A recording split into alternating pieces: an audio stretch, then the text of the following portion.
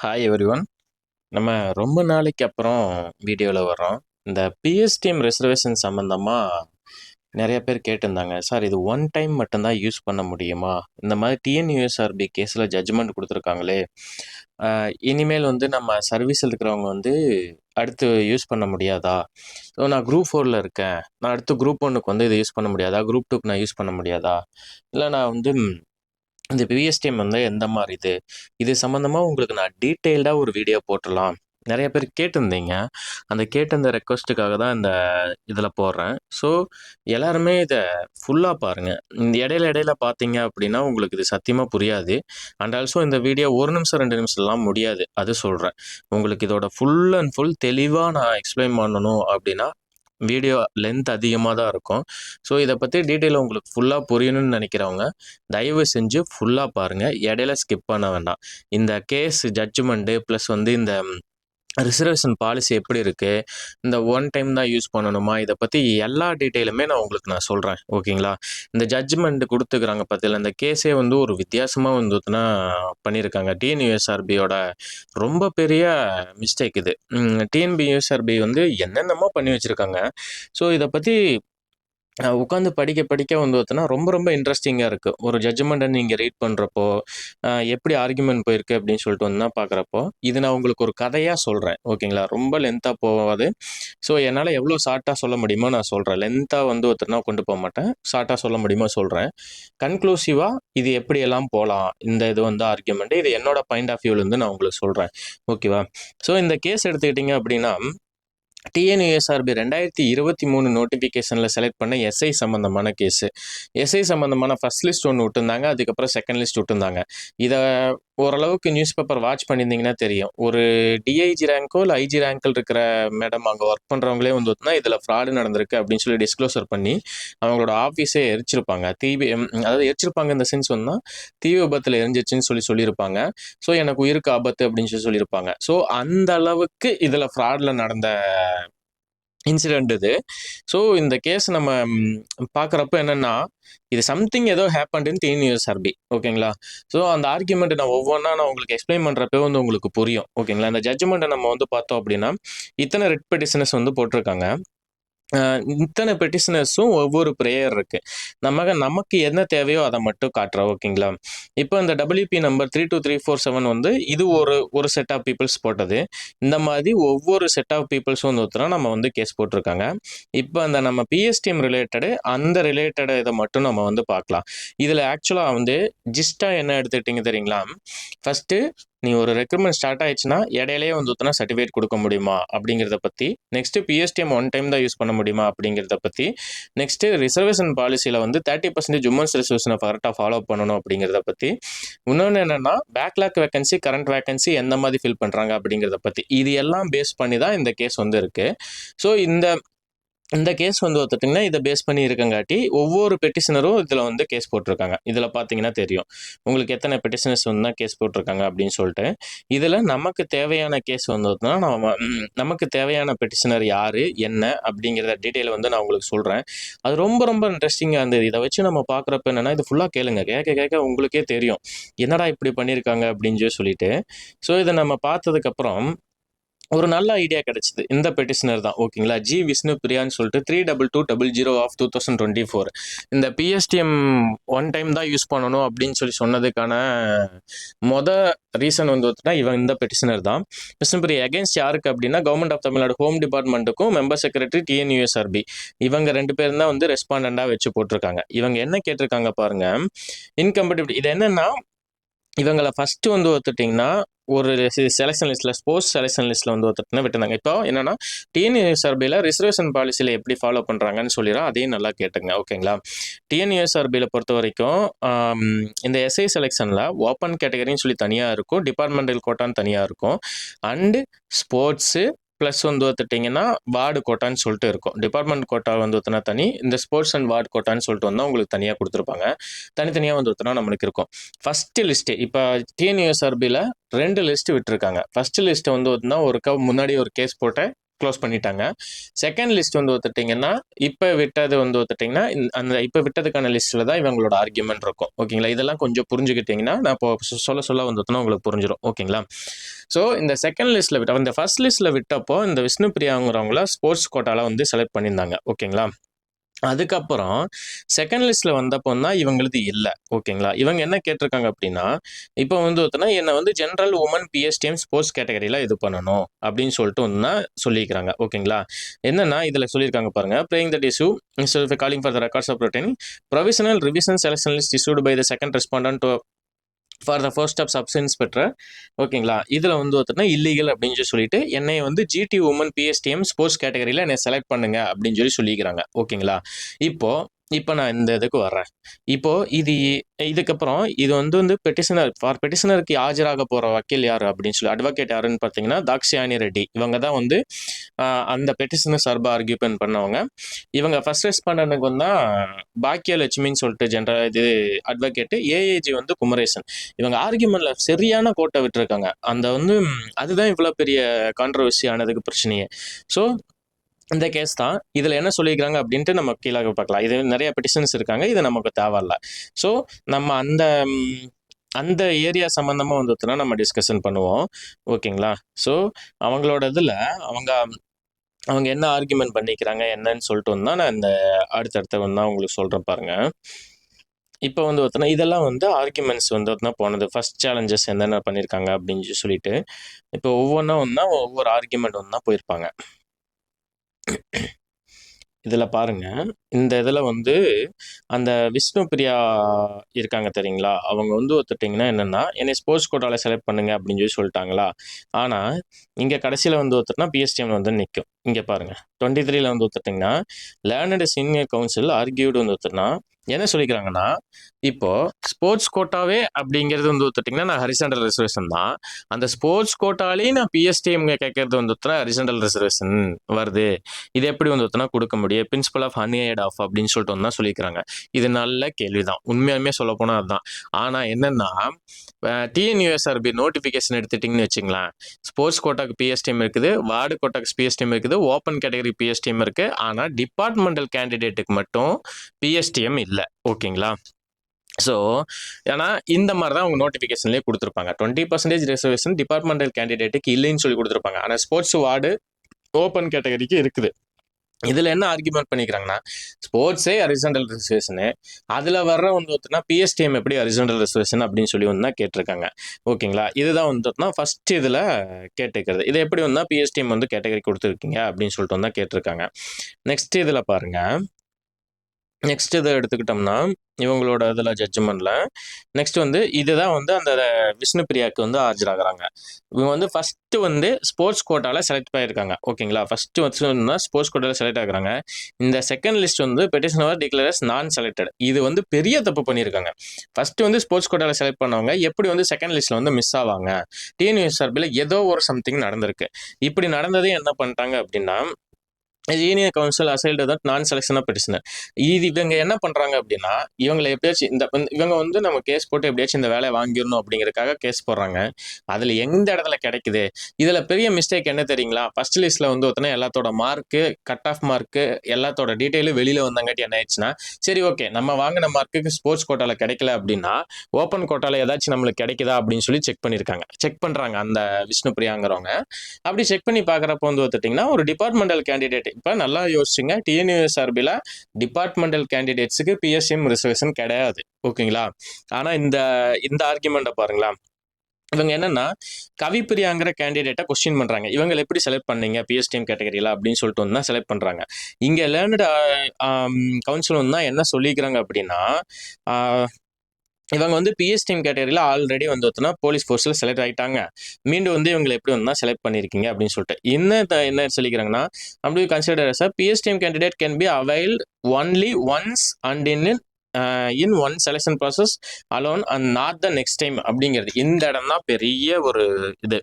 இப்போ அந்த விஷ்ணுபிரியாக்காக ஆர்கியூமெண்ட் பண்ணவங்க இதுதான் சொல்லிக்கிறாங்க, இந்த பிஎஸ்டிஎம்மை நம்ம ஒரே ஒரு டைம் தான் யூஸ் பண்ணணும், எப்படி இவங்களுக்கு வந்து 2வது டைம் கொடுக்குறீங்க அப்படின்னு சொல்லிட்டு சொல்கிறாங்க. ஓகேங்களா? இப்போ இப்போ வந்து பார்த்தோன்னா கரெக்ட்லி இஸ் அன்சக்ஸஸ்ஃபுல். இப்போ வந்து இந்த ரீசனுக்காக கவிப்பிரியா வந்து ஒருத்தர்னா நம்ம வந்து ரிஜெக்ட் பண்ணிட்டோம் அப்படின்னா ஆட்டோமேட்டிக்காக இந்த பெட்டிஷனர் அந்த ரிசர்வேஷன் கேட்டகரியில் உள்ள வந்துருவாங்க. அதை தான் மென்ஷன் பண்ணிக்கிறாங்க பாருங்க. இது எப்படியெல்லாம் ஒரு அட்வொகேட் வந்து ஆர்கியூமெண்ட் வந்து பண்றாங்க பார்த்தீங்களா? ஸ்போர்ட்ஸ் கோட்டால செலக்ட் பண்ணவங்கள எப்படி வந்து உள்ள கொண்டு வரலான்னு சொல்லிட்டு அவங்களோட கட் ஆஃப் மார்க் எல்லாமே தெரிஞ்சங்காட்டி தான் இந்த மாதிரி ஆர்கியூமெண்ட் பண்றாங்க. இன்கேஸ் வந்து டிஎன்பிஎஸ்சி மாதிரி டிஸ்க்ளோசர் பண்ணாமல் இருந்தாங்கன்னு வச்சுங்களேன், ஒண்ணுமே பண்ண முடியாது. கடைசியில வந்து தான் வந்து நீங்க ஆர்கியூமெண்ட் பண்ணணும். இப்போ ஃபர்ஸ்ட் லிஸ்ட்ல வெளியில வந்தங்காட்டி எல்லாத்தையுமே வந்து பார்த்தீங்கன்னா ஆர்கியூமெண்ட் பண்ணிட்டு ஆட்டோமேட்டிக்லி செலக்ட் பண்ணிடுவாங்க அப்படின்னு சொல்லி சொல்றாங்க. இது வந்து ஃபர்ஸ்ட் ஆர்கியூமெண்ட். எங்க இப்போ நம்ம கேஸ் நம்ம ஃபைல் பண்ணதுக்கப்புறம் அந்த பெட்டிஷனர் சார்பாக ஆர்கியூமெண்ட் பண்றவங்க ஆர்கியூமெண்ட் பண்ணுவாங்க. அதுக்கப்புறம் நம்மளோட கவர்மெண்ட் வக்கீல்ஸ் வந்து ஆர்கியூமெண்ட் பண்ணுவாங்க. அந்த டீட்டெயிலாம் நான் சொல்றேன். இதுக்கிடையில யாஸ்மின் மானுன்னு சொல்லிட்டு ஒரு கேஸ் இருக்கும். அந்த இங்க பாருங்க, ஹர்ஷவர்தன் வந்து என்ன சொல்லிக்கிறாருன்னா, Arunkumar had applied the MBC PS team category was included in the initial provisional list and omitted second லிஸ்ட்ல வந்து ஒருத்தர்னா தூக்கிட்டாங்க. இந்த மாதிரி நிறைய பண்ணியிருக்காங்க. டிஎன்யூஎஸ்ஆர்பியில் ஃபர்ஸ்ட் லிஸ்ட்ல ஒன்று போட்டு செகண்ட் லிஸ்ட்ல ஒன்று போட்டு வந்து இந்த மாதிரி நிறைய பண்ணியிருக்காங்க. ஓகேங்களா? Only once but respondent had granted such reservation in service candidate. In service கேண்டிடேட்ஸுக்கு ஒன்லி ஒன் டைம் தான் வந்து கொடுக்கணும் அப்படின்னு சொல்லிட்டு வந்து அத்தனை சொல்லிக்கிறாங்க. ஓகேங்களா? ஸோ இந்த சமயத்தில் என்ன ஆர்குமெண்ட் பண்றாங்கன்னா, இது எந்த ஜியோ வச்சு ஜியோ 233(1) அதாவது என்னன்னா which provide one PSM reservation can be availed only one by direct recruitees அப்படின்னு சொல்லி சொல்றாங்க. இது வந்து பார்த்துட்டிங்கன்னா இந்த ஜியோ வந்து பார்த்துட்டிங்கன்னா இந்த இதில் வந்திருக்கும். நம்ம 2023 போட்டிருப்பாங்க. இது ரிலேட்டட் டு அவர் டிபார்ட்மெண்ட் கிடையாது, ரிலேட்டட் டு இந்த டிபார்ட்மெண்ட், போலீஸ் டிபார்ட்மெண்ட். ஓகேங்களா? நம்மளது ஓப்பன் இதில் ஜியோவில் வந்தது கிடையாது. இது வந்து போலீஸ் டிபார்ட்மெண்ட்லேருந்து போட்டிருப்பாங்க. ஹோம் டிபார்ட்மெண்ட்லேருந்து 234 ஜியோ வந்து ஒருத்தனை போட்டிருப்பாங்க. அதில் சொல்லியிருப்பாங்க in service candidate in departmental கோட்டால தான் பிஎஸ்டிஎம் எலிஜிபிள் இல்லை. ஆனால் இங்கே ஆர்குமெண்ட் எல்லாமே ஓப்பன் கோட்டாக்கு வந்து ஆர்குமெண்ட் பண்ணிட்டு இருக்காங்க. இது நல்லா புரிஞ்சுக்கிட்டீங்கன்னா தான் இது புரியும். இன் சர்வீஸ் கேண்டிடேட் வந்து டிபார்ட்மெண்ட் கோட்டா விட்டப்பட்டு ஓப்பன் கேண்டிடேட்ஸ் வந்து ஆர்குமெண்ட் பண்ணி அதுலேருந்து உள்ள வரணும்னு சொல்லியிருக்காங்க. இது எப்படி ஏஏஜி கோட்டை விட்டாங்கன்னு தெரியல. டிபார்ட்மெண்ட்லேருந்து நல்லாவே சொல்லுவாங்க. நம்ம ஏஏஜிஸ் வந்து அங்கே வந்து ஆர்குமெண்ட்ல வந்து கோட்டை விட்டால் தான் இந்த அளவுக்கு வந்து நிற்குது. ஓகேங்களா? நீங்க இது வந்து டிஎன்யூஎஸ்ஆர்பியா மித்த போர்டு கூட நினைக்காதீங்க. அது டோட்டலா வேற. அவனு முதல்ல என்ன பண்ணியிருப்பாங்கன்னா பிஎஸ்டிஎம் ஃபர்ஸ்ட் டிகிரி மட்டும் படிச்சிருந்தவங்க தான் எலிஜிபிள் அப்படின்னு சொல்லி சொல்லியிருப்பாங்க. அதை அடுத்து வந்து மாத்திருப்பாங்க. ஸோ இந்த மாதிரி டிபார்ட்மெண்ட் கோட்டாவில் வந்து பிஎஸ்டிஎம் எலிஜிபிள் இல்லை அப்படின்னு சொல்லி சொல்லிக்கிறாங்க பார்த்தீங்களா? ஸோ இந்த மாதிரி இது டோட்டலா இது ஒரு கன்ஃபியூஸ்டான ஒரு ரெக்ரூட்மெண்ட் போர்டு. ஸோ அதனால வந்து இந்த ஆங்கிள் மட்டும் பார்க்கணும். டிஎன்பிஎஸ்சியோ டிஆர்பியோ இதுக்குள்ளார வந்து பார்க்காதீங்க. அப்படி பார்த்தீங்கன்னா அது உங்களுக்கு கன்ஃபியூஸ் ஆகும். யூஎஸ்ஆர்பியோட ரிசர்வேஷன் சிஸ்டமே டோட்டலி டிஃபரன்ஸ். ஓகேங்களா? அதுக்கப்புறம் வந்து இங்க இருக்கு பாருங்க, இந்த கேண்டிடேட்ஸ் வந்து யாஸ்மின் சொல்லிட்டு பிசிஎம் உமன் பிஎஸ்டிஎம் கேட்டகரியில் சகிரா பானு இது வந்து அடுத்த பெட்டிஷனர். சகிரா பானு தான் பிஎஸ்டிஎம் சைடே இருப்பாங்க. செகண்ட் லிஸ்ட்ல வர்றப்போ தான் அவங்கள இது வந்து தூக்கி இருப்பாங்க. இப்போ என்ன இவங்க வந்து பிஎஸ்டிஎம் கேண்டிடேட் இது இருக்காங்க. அதுக்கு பதிலாக யார் வந்திருக்காங்கன்னா யாஸ்மின். இந்த கேஸ் வந்து ரொம்ப அதாவது இந்த பெட்டிஷனரோட இது வந்து ரொம்ப இம்பார்ட்டன்ட். ஓகேங்களா? இவங்க வந்து பிஎஸ்டிஎம் கேட்டகரியில் வந்திருப்பாங்க. இவங்க ஃபர்ஸ்ட் செலக்ட் ஆகிறப்ப ஃபர்ஸ்ட் வந்து அவங்க லக்ஷ்மி. இவங்க வந்து கன்வெர்டட் முஸ்லீம். இந்துவா இருந்து ஒரு 10 வருஷத்துக்கு 2011 வந்து கன்வெர்ட் ஆயிருக்காங்க. பட் ஆனால் சர்டிபிகேட்டா ஆஃப்டர் நோட்டிபிகேஷன் வாங்கி கொடுத்துருக்காங்க. எப்படி இடையில இம்ப்ளீட் ஆக முடியும் அப்படிங்கிறது ஆர்குமெண்ட். இது உண்மையுமே இதுக்கு வேலிடு தான். இது நம்ம ஒண்ணுமே சொல்ல முடியாது. நோட்டிபிகேஷன் வந்ததுக்கு அப்புறம் எப்படி வந்து நீங்க இம்ப்ளீட் பண்ணி சர்டிஃபிகேட் வந்து பிசிஎம்னு சொல்லி கொடுக்குறீங்க அப்படின்னு சொல்லி வந்து ஆர்குமெண்ட் பண்ணிக்கிறாங்க. ஸோ இந்த விஷயத்துல இது பண்ணலாம். இது ஏன்னு நம்ம சொல்றோம்னா இதுக்கும் பிஎஸ்டிஎம்க்கும் தான் ரிலேஷன்ஷிப் இருக்கு. இவங்களும் பிஎஸ்டிஎம் கேண்டிடேட்ஸ். இப்போ இவங்களோட கட் ஆஃப் மார்க் எம்பிசி பிஎஸ்டிஎம்ல இவங்க அப்ளை பண்ணிக்கிறாங்க. எம்பிசி பிஎஸ்டிஎம்ல அப்ளை பண்ணப்போ ரிசல்ட் ரிலீஸ் ஆனதுக்கு அப்புறம் எம்பிசி பிஎஸ்டிஎம்ல நம்ம கட் ஆஃப் வரல அப்படின்னு சொல்லி அவங்களுக்கு தெரிஞ்சிச்சு. இப்போ எம்பிசி பிஎஸ்டிஎம்ல கட் ஆஃப் வரலன்னு தெரிஞ்சோன்னே இவங்க என்ன இது பண்றாங்க, இவங்க உண்மையுமே கன்வெர்டட் முஸ்லீம். அப்படியே அவங்களுக்கு பிசிஎம் கோட்டால இவங்களுக்கு வந்து ஒத்துட்டிங்கன்னா வேணும் அப்படின்னா இவங்க ஆட்டோமேட்டிக்கா ஃபர்ஸ்ட் அப்ளை பண்றப்ப பிசிஎம் சர்டிஃபிகேட் வாங்கி வந்து அப்ளை பண்ணியிருந்திருக்கணும். பட் ஆனால் இவங்க என்ன பண்ணியிருக்காங்க அப்படின்னா பின்னாடி இந்த நம்ம வந்து ஃபர்ஸ்ட் ரிலீஸ் ஆனோடனே நம்மளோட மார்க் தெரிஞ்சிடும். மார்க் ரிலீஸ் ஆனோடனே எம்பிசி பிஎஸ்டிஎம்ல நம்மளுக்கு வரல அப்படின்னு தெரிஞ்சுட்டு என்ன பண்றாங்கன்னா உள்ள வரணும், எப்படியாச்சும் சர்வீஸ் வாங்கணும் அப்படிங்கறக்காக இவங்க என்ன பண்றாங்க, இந்த நோட்டிஃபிகேஷனுக்கு அப்புறம், அதாவது இந்த ரிசல்ட்லாம் விட்டதுக்கு அப்புறம் உட்காந்து பிசிஎம் சர்டிஃபிகேட் வாங்குறாங்க. பிசிஎம் சர்டிஃபிகேட் வாங்கி அதில் வந்து பார்த்துட்டிங்கன்னா கட் ஆஃப்ல உள்ள வரலாம் அப்படின்னு சொல்லி போட்டு பிசிஎம் சர்டிஃபிகேட் வாங்கி அதுக்கப்புறம் உள்ள இம்ப்ளீட் ஆகி வர்றாங்க. ஸோ இதை வந்து கோர்ட் குவாஷ் பண்ணிடுச்சு. இது வந்து ரொம்ப ரொம்ப இல்லீகல் தான், ரொம்ப ரொம்ப தப்பு தான் அது. ஓகேங்களா, நீங்கள் ஃபஸ்ட்டே நீங்கள் அப்ளை பண்ணிருக்க வேண்டியதானே. பிசிஎம் வந்துச்சுன்னா முதலே சர்டிஃபிகேட் வாங்கி அப்ளை பண்ணிக்கலாம். ஆனால் நோட்டிஃபிகேஷனுக்கு அப்புறம் வாங்கி அப்ளை பண்ணியிருப்பாங்க. என்ன இது, இப்போ நீங்கள் வந்து மார்க்கு எல்லாமே தெரிஞ்சங்காட்டி தான் வந்து இதெல்லாம் பண்ணுறாங்க. ஸோ அதனால தான் இந்த கேஸ் நம்ம வித்தியாசமான கேஸ்ன்னு நான் சொல்கிறேன். ஸோ லிசன் பண்ணிட்டே வாங்கலாம். இந்த இதையும் பேரலாக பார்க்கலாம். நம்ம அந்த பிஎஸ் டீம் கேஸையும் வந்து நம்ம பேரலமாக பார்க்கலாம். இந்த ஜட்ஜ்மெண்ட் ஒன்று எடுத்துக்கேன். இந்த ஜட்ஜ்மெண்ட்லாம் பின்னாடி நான் உங்களுக்கு ஒன்று எக்ஸ்பிளைன் பண்ணுறேன்.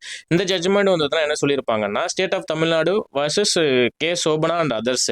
இந்த ஜட்ஜ்மெண்ட் 2021. இது எது பேஸ் பண்ணி வந்திருக்குன்னா, சிவில் ஜட்ஜ் ரெக்ரூட்மெண்ட் டிஎன்பிஎஸ்சி வந்து பண்ணியிருப்பாங்க. அதை பேஸ் பண்ணி தான் வந்து இது வந்திருக்கும்.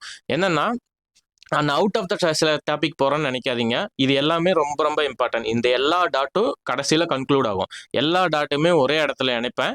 நீங்கள் இதனால் எல்லாமே கேட்டுங்க. ஓகேங்களா, இந்த சோபனா கேஸ் வந்து என்ன சொல்லியிருக்குது அப்படின்னா, இந்த கேஸோட ப்ரேயர் என்ன அப்படின்னு எடுத்துக்கிட்டோம்னா, இந்த கேஸில் வந்து சிவில் ஜட்ஜுக்கு வந்து பார்த்தீங்கன்னா பேக்லாக் வேகன்சிஸ் இருந்திருக்கும், கரண்ட் வேகன்சிஸ் இருந்திருக்கும். ஃபர்ஸ்ட் எடுத்தோடனே டிஎன்பிஎஸ்சிலேயே என்ன பண்ணிட்டாங்க அப்படின்னா, சரி இவங்க இந்த கேஸ் போட்டது வந்து டிஆர்பி பேஸ்டு. ஓகேங்களா, டிஆர்பியில் வந்து பார்த்தோன்னா ஒரு இது பிஜி அசிஸ்டன்ட் ரெக்ரூட்மெண்ட்டுன்னு நினைக்கிறேன். இந்த கேஸ் சுப்ரீம் கோர்ட் வரைக்கும் போச்சு. சரிங்களா, சுப்ரீம் கோர்ட் வரைக்கும் போய் இவங்களை எப்படி பண்ணுவாங்கன்னா, இப்போ பேக்லாக் வேகன்சிஸ், கரண்ட் வேகன்சிஸ், இதுக்கான டிஃப்ரென்ஸ் உங்களுக்கு புரியும்னு நினைக்கிறேன். பேக்லாக் வேகன்சிஸ்னா ஆள் இல்லாமல் அடுத்த நோட்டிஃபிகேஷனுக்கு ஃபார்வர்ட் ஆகிற வேகன்சிஸ். கரண்ட் வேகன்சிஸ்னா இந்த வருஷம் இருக்கிற வேகன்சிஸ். இதை எப்படி இந்த கேஸுக்கு முன்னாடி ஃபில் பண்ணிக்கிறாங்க அப்படின்னா, நீங்கள் ஸ்டேட் ஃபர்ஸ்ட்டாகவே எடுத்துட்டீங்க அப்படின்னா கூட, இப்போ நீங்கள் ஒரு பிசியில் இருக்கீங்க அப்படின்னா, நீங்கள் பிசி எடுத்துட்டு ஸ்டேட் ஃபர்ஸ்ட்டாக எடுத்துட்டீங்க அப்படின்னா கூட, நீங்கள் வந்து உங்களை வந்து பேக்லாக் வேகன்சியில் தான் ஃபர்ஸ்ட் ஃபில் பண்ணுவாங்க.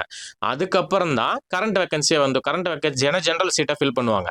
இது வந்து பெரிய கான்ட்ரவர்சி ஆச்சு. என்னன்னா, இப்போ நான் ஸ்டேட் ஃபர்ஸ்ட் எடுத்திருக்கிறேன், ஆனால் பேக்லாக் வேகன்சியில் என் கம்யூனல் வேகன்சியில் நான் ஃபில் ஆகிறேன். அப்படிங்கிறப்போ என் கம்யூனல் இருக்கிற பின்னாடி இருக்கிற மெரிட்டோரியஸ் ஸ்டூடெண்ட்ஸுக்கு அடிவாங்க. ஓகேங்களா, இதுதான் கேஸ். இந்த கேஸ் சுப்ரீம் கோர்ட் வரைக்கும் போய் ஜட்ஜ்மெண்ட் என்ன ஆச்சு அப்படின்னா, ஃபர்ஸ்ட் எடுத்தோன்னே நீ மெரிட்டோரியஸ் பீப்புள் 31% ஃபில் பண்ணு. ஃபர்ஸ்ட் எடுத்தோன்னே 31% ஃபில் பண்ணு. 31% ஃபில் பண்ணதுக்கு அப்புறம் அதுக்கப்புறம் வந்து பார்த்துட்டிங்கன்னா பேக்லாக் வேகன்சிக்கு போங்க. கம்யூனல் ரிசர்வேஷன் வர்றப்போ இப்போ 31% பீப்புள் 31% வந்து ஃபர்ஸ்ட் எடுத்தோன்னே ஃபில் பண்ணிட்டோம்னா, அதுக்கு அடுத்து நம்ம கம்யூனல் கேட்டகரியில் தான் எடுக்க போகிறோம். கரண்ட் வேகன்சி எடுக்கிறோமா பேக்லாக் வேகன்சி எடுக்கிறோமான்னு வருதோ, அப்போ வந்து நீ ஃபர்ஸ்ட் எடுத்தோன்னே பேக்லாக் வேகன்சி எடுத்துக்கூட, அதுக்கப்புறம் கரண்ட் வேகன்சிக்கு வாங்க அப்படின்னு சொல்லி ஜட்ஜ்மெண்ட் சொல்லியிருப்பாங்க. இந்த ஜட்ஜ்மெண்ட்லேயே இதை பற்றி ஆர்குமெண்ட் பண்ணியிருப்பாங்க. இதை மட்டும் ஞாபகம் வச்சுங்க, பின்னாடி நம்ம சொல்கிறேன் இது என்ன ஆகும் அப்படின்னு சொல்லிட்டு. ஓகேங்களா, ஸோ இந்த மாதிரி வந்து ஆர்குமெண்ட்ஸ் போயிருக்கோம். இப்போ இவங்களோட ஆர்குமெண்ட்ஸ் எல்லாமே அந்த ஃபர்ஸ்ட் பெட்டிஷன், ஒவ்வொரு பெட்டிஷனரோட ஆர்குமெண்ட்ஸ் வந்து தான் போயிட்டு இருக்குது. பார்த்தீங்களா, த ஆர்குமெண்ட் ஆஃப் ரெஸ்பாண்டன்ஸ். இது வந்து ஒவ்வொரு கேஸுக்கான இதில் வந்து போயிட்டு இருக்கோம். இன் ரெஸ்பெக்ட் ஆஃப் இதில் வந்து பார்த்துட்டிங்கன்னா என்ன இது பண்ணுறாங்கன்னா, 20% பிஎஸ்டிஎம் ரிசர்வேஷனை பற்றி ஏஏஜி என்ன சொல்லிக்கிறார் அப்படின்னு சொல்லி கேட்டுக்கிறாங்களா. ஓகேங்களா, if any candidate in service candidate வந்து பார்த்துட்டிங்கன்னா 5 வருஷத்துக்கு கம்மியாக வேலை செஞ்சுருந்தாங்க அப்படின்னா அவங்களுக்கு பிஎஸ்டிஎம் கேட்டகரி எலிஜிபிள் அப்படின்னு சொல்லிக்கிறாங்க. ஆனால் இவங்க டிபார்ட்மெண்ட் கோட்டாவில் எடுக்கிறது, இப்போ ஸ்போர்ட்ஸ் கோட்டாவில் இப்போ வந்து பார்த்தோன்னா டிஎன்யூஎஸ்ஆர்பியில் டிபார்ட்மெண்ட் கோட்டாக்கு வேற மாதிரி எக்ஸாம் இருக்கும், ஓப்பன் கோட்டாக்கு வேற மாதிரி எக்ஸாம் இருக்கும். ஓகேங்களா, ரெண்டுக்கும் டிஃப்ரென்ஸ் இருக்குது. நீங்கள் ஓப்பன் கோட்டாவில் எழுதுறப்போ சிலபஸ் இது எல்லாமே வேற, டிபார்ட்மெண்ட் கோட்டாவில் இருக்கிறப்போ சிலபஸ் வேற. இப்போ நீங்க வந்து ஓப்பன் கோட்டாவில் எழுதுறப்போ நீங்க வந்து இன் சர்வீஸ் கேண்டிடேட்டா இருந்தீங்க அப்படின்னா கூட 5 வருஷத்துக்கு கம்மியா நீங்க வந்து வேலை செஞ்சிருந்தீங்கன்னா நீங்க டிபார்ட்மெண்ட் கோட்டாக்கு எலிஜிபிள் கிடையாது. ஸோ அப்படிங்கிறப்ப நீங்க என்ன பண்ணுவீங்கன்னா ஆட்டோமேட்டிக்கா ஓப்பன் கோட்டாவில் எழுதுவீங்க. அப்போ ஓப்பன் கோட்டால ஒருத்த வேலையில இருந்து 5 வருஷத்துக்கு கம்மியா இருந்தான்னா அவனுக்கு பிஎஸ்டிஎம் எலிஜிபிள் தான் அப்படின்னு சொல்லிட்டு வந்து ஏஏஜி வந்து ஆர்குமெண்ட் பண்ணிக்கிறாங்க. இதுல என்ன கேட்டதுக்கு என்ன சொல்லிக்கிறாங்கன்னா, இப்படி வந்து ஒத்துட்டீங்கன்னா ஒருத்தர் ஆல்ரெடி வேலையில் இருக்கிறப்ப வந்து மீண்டும் இன்னொருக்க வந்து எழுதலாமான்னு கேட்டதுக்கு எஸ், அதை வந்து கிளாரிஃபிகேஷன் கொடுத்துட்டாங்க. ஆனா இந்த இடத்துல டிஎன்யூஎஸ்ஆர்பி என்ன பண்ணிக்கலாம்னு என்னோட ஒரு கன்க்ளூஷன் என்னன்னு அப்படின்னா, நான் யோசிக்கிறேன்னா இவங்க வந்து டிபார்ட்மெண்ட் கோட்டாலேயே 4 வருஷத்துக்கு முன்னாடி இல்லாதங்காட்டி வந்து கொடுத்துருக்கலாமோ அப்படின்னு சொல்லி வந்தா தெரியுது. இதுல வந்து இந்த மாதிரி வந்து ஒரு ஆர்குமெண்ட் போயிருக்கு. அகைன் அப்ளை பண்ணி வந்தா இவங்க எழுதியிருக்கிறாங்க. ஓகேங்களா, அதுக்கப்புறம் இதுல பாத்தீங்கன்னா இதுல வந்து Kavitha Ramasamy who had filed இது இவங்க என்ன சொல்லிக்கிறாங்கன்னா, இந்த யாஸ்மின் வந்து WMP ரிட் மிஸ்செல்லனஸ் பெட்டிஷன் சொல்லுவாங்க. இது என்னன்னா, இப்போ ஒரு பெட்டிஷனை வந்து ஃபைல் பண்ணிக்கிறாங்கன்னா என்னையும் இதுல ஆட் பண்ணுங்க அப்படின்னு சொல்லிட்டு நம்ம போய் கேட்கறது வந்து மிஸ்செல்லனஸ் பெட்டிஷன் வந்து போட்டு உள்ள இம்ப்ளீட் பண்ணியிருக்காங்க. இது இம்ப்ளீட் பண்ணியிருக்காங்க. அதான் நான் சொன்னேன்ல அந்த கதை யாஸ்மினோட கதை வந்து அதை அப்படியே வந்து என்ன உள்ள கொண்டு வந்தோம்னா பிசிஎம்ல கொண்டு வாங்க அப்படின்னு சொல்லிட்டு ஸ்கூல் லிவிங் சர்டிஃபிகேட் வந்து வச்சு இவங்க வந்து உள்ள வந்திருப்பாங்க. ஓகேங்களா? இந்த ஆர்குமெண்ட்டுக்கு ரிப்ளை என்னென்ன கொடுத்துருக்காங்க அப்படின்னா, ஃபர்ஸ்ட் எடுத்தோன்னே இங்க என்ன ஃபர்ஸ்ட் இப்போ நம்ம கன்க்ளூசிவா என்ன கேட்கறாங்க அப்படின்னா, இந்த ரிவைஸ்டு லிஸ்ட் வந்து வந்துன்னா இதை பேஸ் பண்ணி இந்த ஜட்ஜ்மெண்ட்டை பேஸ் பண்ணி தான் வந்திருக்குதா அப்படிங்கிறது நமக்கு தெரியணும். Next whether in service candidate வேற வந்து entitled to avail reservation PSTM reservation once over ஒரு டைம் வந்துட்டாங்கன்னா அதுக்கப்புறம் வந்து அவங்க பண்ணலாமா பண்ண முடியாதா அப்படிங்கிறது வந்து கன்க்ளூட் பண்றாங்க. அதாவது அவங்க ரெண்டு பேரும் ஆர்குமெண்ட் முடிச்சதுக்கப்புறம் ஏஏஜியுமே ரெஸ்பாண்டோட ஆர்குமெண்ட் முடிச்சதுக்கப்புறம் கன்க்ளூடிவா நம்ம என்ன தெரிஞ்சுக்கணும் அப்படிங்கிறதுக்கு இது வர்றாங்க. ஓகேங்களா? சிங்கிள் ஜட்ஜ்மெண்ட் இது நமக்கு தேவையில்ல. இந்த ரெண்டு தான் நம்மளுக்கு வந்து தேவை. ஓகேங்களா? ஸோ இந்த வந்து ஆர்குமெண்ட் பண்ணிட்டு பாயிண்ட் நம்பர் 1 பாயிண்ட் நம்பர் 1க்கு எந்த மாதிரி வந்துன்னா நம்மளுக்கு கிளாரிஃபிகேஷன் கொடுத்துட்டாங்க அப்படின்னா இந்த மாதிரி வந்து தான் நம்ம ஃபில் பண்ணோம். அதான் இப்போ நான் சொன்ன பார்த்தீங்களா ஒரு கதை அந்த சோபனா கேஸில் ஃபர்ஸ்ட் எடுத்தோன்னே நீங்கள் ஜென்ரல் மெரிட் லிஸ்ட்டை ஃபர்ஸ்ட் ஃபில் பண்ணணும். செகண்ட் பேக்லாக் வேகன்சி அதுக்கப்புறம் தான் நீங்கள் வந்து ஒத்துட்டிங்கன்னா கரண்ட் வேகன்சி ஃபில் பண்ணணும் அப்படின்னு சொல்லிட்டாங்க. இது பாயிண்ட் நம்பர் 1க்கு. இப்போ நம்ம பாயிண்ட் நம்பர் 2 ஒன்ஸ் யூஸ் பண்ணலாமா அப்படிங்கிறதுக்கு வந்து நம்ம போயிடலாம். ஓகேங்களா? இந்த வந்து பார்த்துட்டிங்கன்னா அந்த பாயிண்ட் சரௌண்ட் வந்து எக்ஸாமினேஷன் இது வந்து பிஎஸ்டிஎம் கேட்டகரிக்கு. ஓகேங்களா? ஒருத்தங்க வந்து போலீஸ் கான்ஸ்டபிள் செலக்ட் ஆகிட்டாங்க அப்படின்னா மீண்டும் வந்து இது பண்ணலாமா அப்படின்ட்டு இங்கேயே ஏஜி சொல்லியிருப்பாரு. பர்சன் ஸ்டடிட் வந்து தமிழ் மீடியம் வந்து செகண்ட் டைம் வந்து பண்ணலாம் அப்படின்னு சொல்லி வந்தால் ஏஜி சொல்லியிருப்பாரு. ஸ்பெசிஃபிக் இன்ஸ்டன்ஸ் வந்து அவங்க என்ன சொல்லிக்கிறாங்கன்ட்டு this days just one instance கவிப்பிரியாவை வித் என்ரோல்மெண்ட் வந்துச்சுன்னா ஆல்ரெடி போலீஸ் கான்ஸ்டபிள்னு சொல்லியிருக்கிறாங்க. இன் திஸ் கனெக்ஷன் இந்த ரெஃபரன்ஸ் வந்து இதுதான் நம்ம ஒரிஜினல் ஜிஓ. ஓகேங்களா? ஜிஓ நம்பர் ஆஃப் வந்து அந்த அந்த இது இருக்குங்களா அப்பாயின்மெண்ட் ஆஃப் ப்ரிஃபரன்ஷியல் பேசிஸ் வந்து service under the state of person study in Tamil medium இருக்கு பார்த்தீங்களா? இந்த இதில் தான் இந்த ஜிஓவில் வந்து என்ன மென்ஷன் பண்ணிருக்காங்க, டைரக்ட் ரெக்கமெண்ட் மீன்ஸ் வந்து first appointment of the person to any service under the state in accordance with rules and regulations are the in force. இந்த ஒரு இதை வச்சு தான் வந்து அவங்க ஆர்குமெண்ட் பண்றாங்க. இதுல என்ன சொல்லிக்கிறாங்கன்னா டைரக்ட் ரெக்கமெண்ட்னா first appointment of the person அப்படின்னு சொல்லிக்கிறாங்க. இங்க அப்பாயின்மெண்ட் ஆஃப் த பர்சன்ஸ் இருந்ததுன்னா இந்த ஆர்குமெண்ட் வந்து வேலிடா இருந்திருக்காது. இங்க ஃபர்ஸ்ட் அப்பாயின்மெண்ட் இருக்கிறதா வந்து வேலை இப்ப பிரச்சனையே. இப்போ 2025 15 வருஷம் ஆச்சு. 2010 ஆக்ட் போட்டு 15 வருஷம் ஆச்சு. ஆனா 15 வருஷமா வந்து நம்ம ஒரு அப்பாயின்மெண்ட்டுக்கு இல்ல இது எக்ஸ்டென்ஷன் பண்ணிட்டு தான் இருக்கிறாங்க. பட் ஆனா வந்து இங்க வந்து ஃபர்ஸ்ட் அப்பாயின்மெண்ட் அப்படின்னு சொல்லிக்கிறாங்க. இதோட கன்க்ளூசிவ் வந்து நான் உங்களுக்கு சொல்றேன். கன்க்ளூசிவ் என்னோட பாயிண்ட் ஆஃப் வியூல வந்து உங்களுக்கு சொல்றேன். இதை மட்டும் பாத்துங்க. அந்த ஜியோல மென்ஷன் பண்ணிக்கிறது இதை சொல்லிக்கிறாங்க. இதை வச்சு ஆர்கியூ பண்ணிக்கிறாங்க. இதை வச்சு ஆர்கியூ பண்றப்ப என்னன்னா ஒரு டைம் அப்ளை பண்ணவன் அடுத்த டைம் வந்து அப்ளை பண்ணக்கூடாது. சார் அப்ளை பண்ணனா பிஎஸ்டிஎம் கேட்டகரி வந்து பிஎஸ்டிஎம்ல கொடுக்கக்கூடாது அப்படின்னு சொல்லிட்டு வந்து சொல்லிக்கிறாங்க. இப்போ வந்து பார்த்தோன்னா அவைல் த சேம் வந்து தான் கொடுத்துருக்காங்க அப்படின்னு சொல்லி ஆர்குமெண்ட் பண்ணிட்டாங்க. இப்போ அந்த பாயிண்ட்ஸ் வந்து தான் முடிஞ்சதுக்கப்புறம் இப்போ தான் ஜட்ஜ்மெண்ட் ஏரியாவுக்கு வந்து போவாங்க. ஓகேங்களா? இப்போ நம்ம அந்த யாஸ்மின் கேஸ் சொன்னோம் தெரியுங்களா? இடையில வந்து சர்டிஃபிகேட் வாங்கி 6/5/2024 சர்டிஃபிகேட் வாங்கி இம்ப்ளீட் ஆயிருக்காங்க. இது முட்டுருங்க. நம்ம பிஎஸ்டிஎம் ஜட்ஜ்மெண்ட்டுக்கு வந்து வரலாம். ஓகேங்களா? இந்த ஃபைனல் ஆர்குமெண்ட்ல இந்த கன்க்ளூஷன்ல வந்து ரிசர்வ் லிஸ்ட் பப்ளிஷ்டான்னு வந்து இதை வந்து தூக்கிட்டாங்க. அவ்வளோதான். ஆஸ் பர் இந்த ஆர்டர் படி சோபனா அண்ட் அதர் கேஸோட ஆர்டர் படி வந்தால் நீங்கள் போகணும்னு சொல்லிட்டாங்க. இது நம்மளுக்கு பிரச்சனை இல்லை.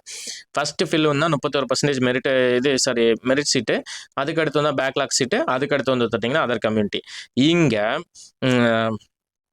இங்கே வந்து என்ன சொல்லிட்டாங்கன்னா இப்போ இது ஃபுல்லாக பாருங்கள். ஃபர்ஸ்ட் பாயிண்ட்ல வந்து அசை சொல்லிட்டு இது வந்து முடிச்சிட்டாங்க. இதில் வந்து அதுக்கப்புறம் தேர்ட் பாயிண்ட் என்ன சொன்னாங்க, care must be taken to the meritorious reserve candidate and fitter in general turn. இந்த இது ஃபுல்லாக வந்து சொல்லிட்டாங்க. சர்டிஃபிகேட் இன்ட்ரடியூஸ் இந்த இது ஃபுல்லாக பொறுத்த தேவையில்ல.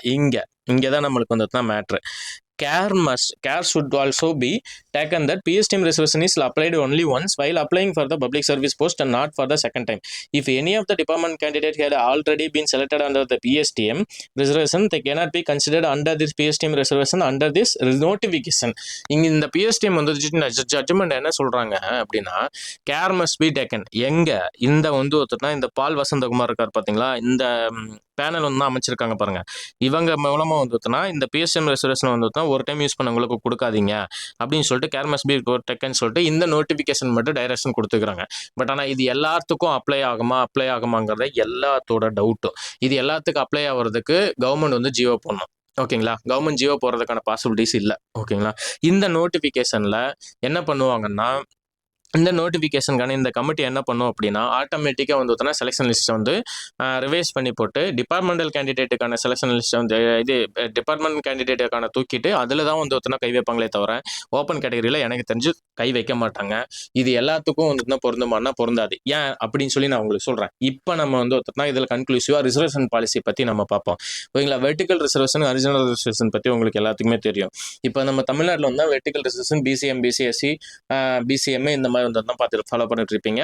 ஹரிசாண்டல் ரிசர்வேஷன்ல உமன்ஸு இது உமன்ஸு அதுக்கப்புறம் வந்து பார்த்துட்டிங்கன்னா பிஎஸ்டிஎம் பிடபிள்யூடி சாரி பிடபிள்யூடி அதுக்கப்புறம் வந்து பார்த்துட்டிங்கன்னா எக்ஸர்வீஸ்மேனு இது டெஸ்டிடியூட் விடோ.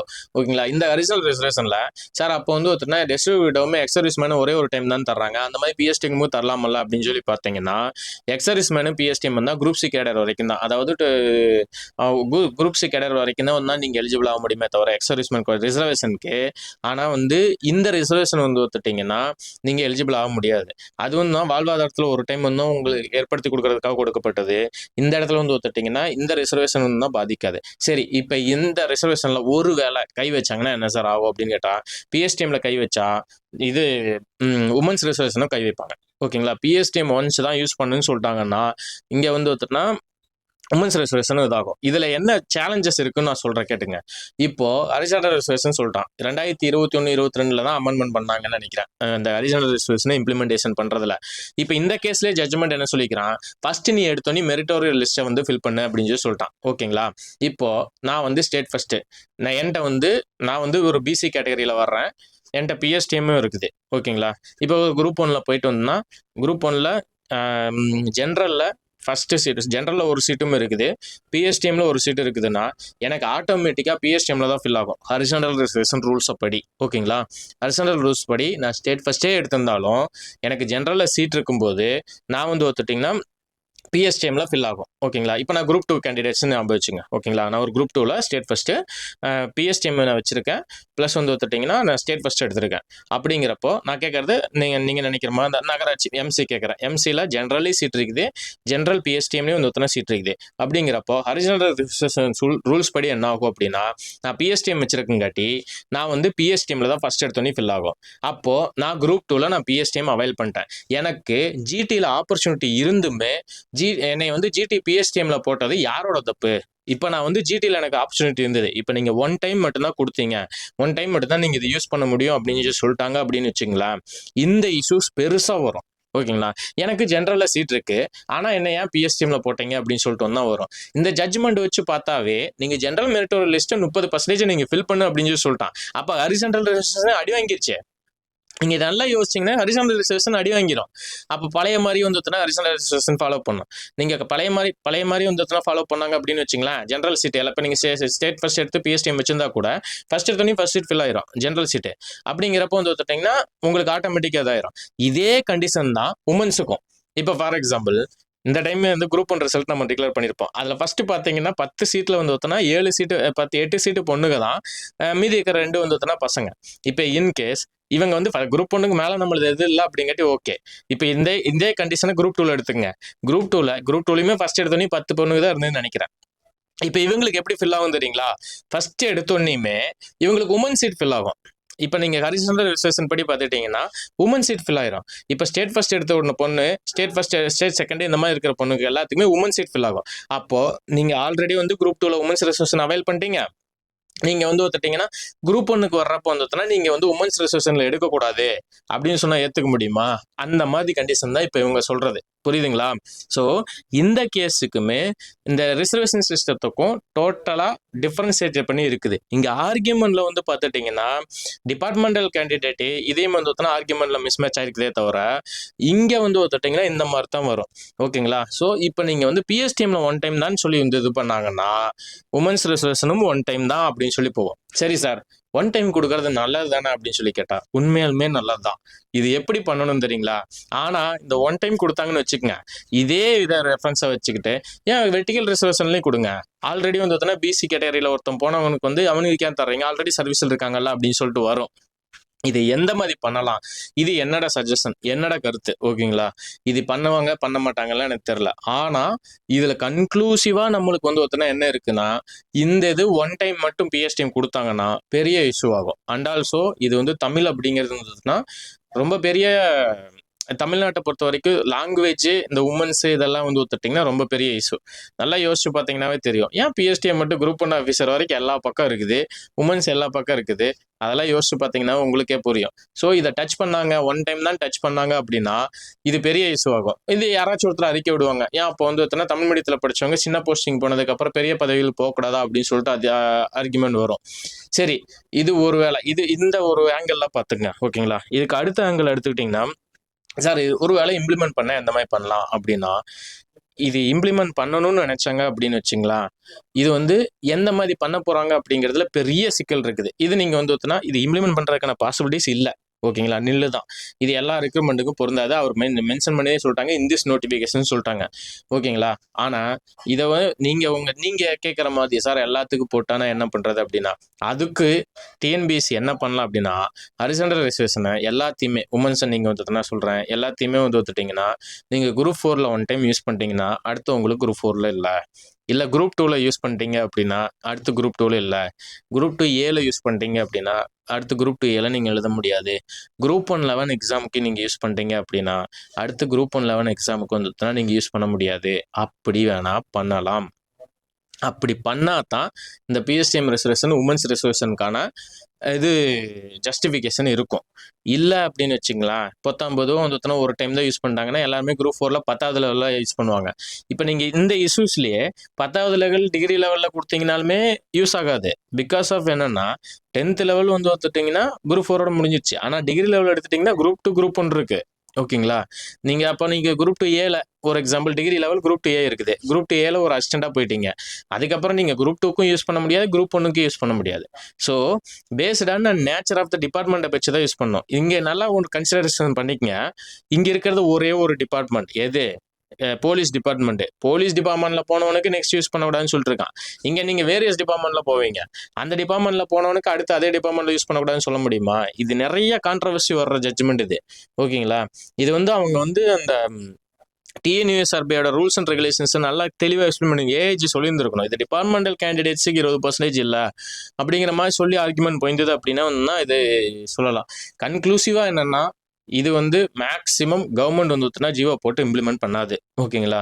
அதோட நிறுத்திடுவாங்க. நெக்ஸ்ட் அப்படியும் இம்ப்ளிமெண்டேஷன் பண்ணா அப்படின்னா அந்தந்த கேட்டகரிக்கு தான் பண்ண முடியுமே தவிர, அப்படி மீதி வந்து ஒத்துட்டிங்கன்னா ஒன் டைம் தான் பண்ணாங்கன்னா இது கான்ட்ரவர்சி ஆகும், பெரிய கான்ட்ரவர்சி ஆகும். ஓகேங்களா? ஏன்னா இப்போதான் பிஎஸ்டிஎம்ல நிறையா ரிஃபார்ம் பண்ணி கொண்டு வந்து தான் வச்சிருக்காங்க ஓரளவுக்குனாச்சு. இனிமேலும் அதில் தமிழில் எழுதுறத எதிர்பார்த்துட்டு இருக்காங்க. ஆனால் இந்த மாதிரி தான் மாறும். அப்படியே மாறினா நான் சொன்ன மாதிரி தான் குரூப் 4ல எழுந்தவங்க அடுத்து குரூப் 4 யூஸ் பண்ணக்கூடாது, குரூப் 2 யூஸ் பண்ணுங்க, அதாவது இல்லை வந்து இந்த மாதிரி யூஸ் பண்ணக்கூடாது அப்படின்னு சொல்லி வந்து தான் போகும். இல்லை இந்த மாதிரி தான் வந்து ஒரே ஒரு டைம் குரூப் 4ல வந்து தான் வந்தவங்க இனிமேல் யூஸ் பண்ணக்கூடாது அப்படின்னு வந்துருச்சுன்னா உமன்ஸ் கேட்டகரியில வந்து ஒருத்தனா கண்டிப்பா அடி வாங்கும், உமன்ஸ் ரிசர்வேஷனும் அடி வாங்கும். அதுவும் இல்லை அப்படின்னு சொல்லி எடுத்துக்கிட்டிங்கன்னா இந்த ரிசர்வேஷன் ஒன்ஸ் தான் யூஸ் பண்ணணும்னு சொல்லிட்டாங்க அப்படின்னா இது பெரிய இஷ்யூ ஆகும். கடைசியில் இது பெரிய இஷ்யூவில் தான் வந்து நிற்கும். ஹரிசாண்டல் ரிசர்வேஷன் தூக்குவாங்க. ஓகேங்களா? இந்த பாசிபிலிட்டிஸ் மட்டும்தான் இருக்குது. இந்த ரிசர்வேஷனுக்கு என்னென்னலாம் பண்ணலாம் அப்படிங்கிறத வந்து உங்ககிட்டயே சொல்லிட்டேன். ஓகேங்களா? நீங்கள் வந்து முடிவு பண்ணீங்க. என்னோட பாயிண்ட் ஆஃப் வியூவில் இது இம்ப்ளிமெண்ட் ஆகாது. எதில்? டிஎன்பிசி இதுலேயே வந்து தான் இம்ப்ளிமெண்ட் ஆகாது. அந்த பொண்ணுக்குமே இழைக்கப்பட்டது அநீதி தான். இது அப்பீல் போவாங்கன்னு நினைக்கிற கவர்மெண்ட்டில் போயிடுறதுக்கான பாசிபிலிட்டிஸும் இருக்குது. ஸோ இந்த ஜட்ஜ்மெண்ட்டு இதை பேஸ் பண்ணி தான் இருக்குது. இதுக்கு மேலே கன்க்ளூசிவ் நீங்களே டிசைட் பண்ணிங்க. இந்த வீடியோ ஃபுல்லாக பார்த்தீங்கன்னா உங்களுக்கு எல்லாமே தெரிஞ்சிருந்திருக்கும். ஸோ மறக்காமல் பார்த்தவங்க எல்லாமே தயவு செஞ்சு சப்ஸ்கிரைப் பண்ணிடுங்க. ஓகேங்களா? லைக் பண்ணிடுங்க. உங்கள் ஃப்ரெண்ட்ஸ் எல்லாத்துக்குமே ஷேர் பண்ணிடுங்க. இது டீட்டெயிலாக நான் உங்களுக்கு சொல்லியிருப்பேன்னு நான் நினைக்கிறேன். இதுக்கு மேலே ஏதாச்சும் டவுட்னா சொல்லுங்கள், கமெண்ட்ஸில் நம்ம டிஸ்கஸ் பண்ணுவோம். ஸோ இது வரைக்கும் பொறுமையாக பார்த்த எல்லாத்துக்கும் நன்றி. பாதியிலேயே போனவங்களுக்கும் நன்றி தான். ஓகேங்களா? So keep in touch. Thank you so much.